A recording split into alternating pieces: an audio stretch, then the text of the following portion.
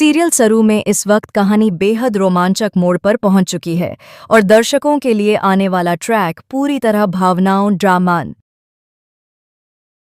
Drama और बड़े खुलासों से भरा होने वाला है। इस एपिसोड में आप देखेंगे कि सरू, जो पिछले कई दिनों से परेशान है, आखिरकार खुद को संभालते हुए एक कैफे में नौकरी करने का फैसला करती है। उसे उम्मीद है कि इस नौकरी से वह अपनी फीस जमा कर पाएगी और अपनी जिंदगी फिर से पटरी पर ला सकेगी। दूसरी तरफ वेद को इस बात का बिल्कुल अंदाजा नहीं होता कि सरू कहाँ है और क्या कर रही है। वह उसे हर जगह ढूंढ रहा होता है। इसी बीच जब सरू कैफे में जॉब शुरू करती है, तभी अचानक वेद वहां पहुंच जाता है। वेद सरू को देखकर हैरान रह जाता है और उससे कहता है कि वह उसके साथ घर चले, लेकिन सरू इस बार बिल्कुल दृढ़ होकर साफ साफ मना कर देती है और कहती है, मैं उस घर में अब तभी जाऊंगी जब तारा मासा खुद मुझे लेने आएंगी। वेद यह सुनकर टूट सा जाता है। वह समझाने की कोशिश करता है, पर सरू अपनी बात पर अडिग रहती है। वेद वहां से निराश होकर चला जाता है। अब कहानी एक नए मोड़ पर पहुंचती है। सरू जॉब ढूंढने के लिए काफी परेशान थी। तभी अनिका की दोस्त जिया उसकी मदद के लिए आगे आती है। जिया उसे एक कार्ड देते हुए कहती है कि कॉलेज के पास उसके दोस्त का कैफे है जहां स्टाफ की ज़रूरत है।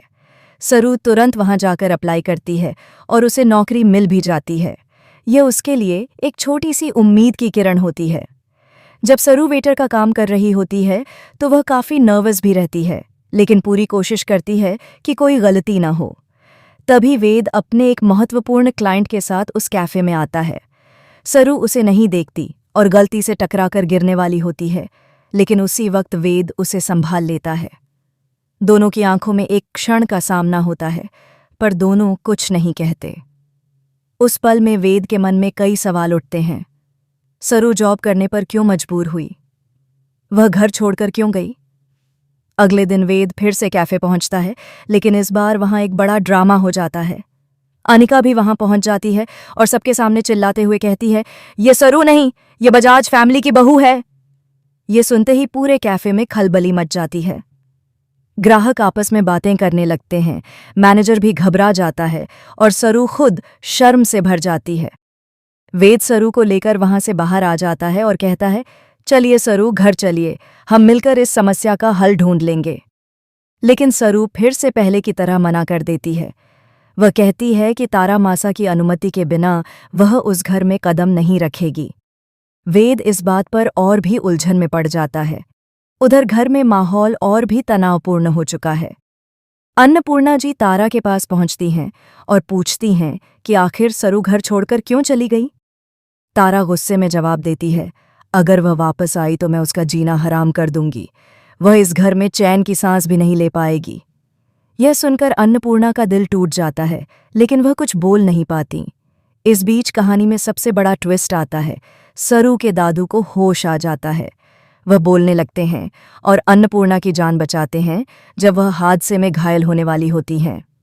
दादू की वापसी पूरे परिवार के लिए एक बड़ा झटका है, खासकर कामिनी के लिए, जो अब यह जानने को उत्साहित हो जाती है कि दादू सच बोलेंगे और बताएंगे कि सरू असल में किसकी बेटी है, सरोजा की या चंद्रकांत की।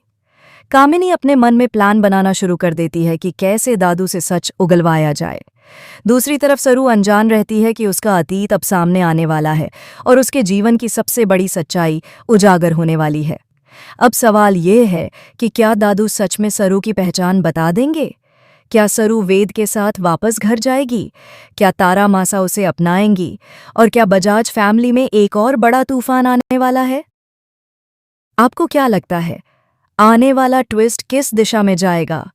अपनी राय हमें कमेंट बॉक्स में ज़रूर बताएं। ऐसी ही रोमांचक और एक्सक्लूसिव अपडेट्स के लिए हमारे चैनल को सब्सक्राइब करना बिल्कुल न भूलें।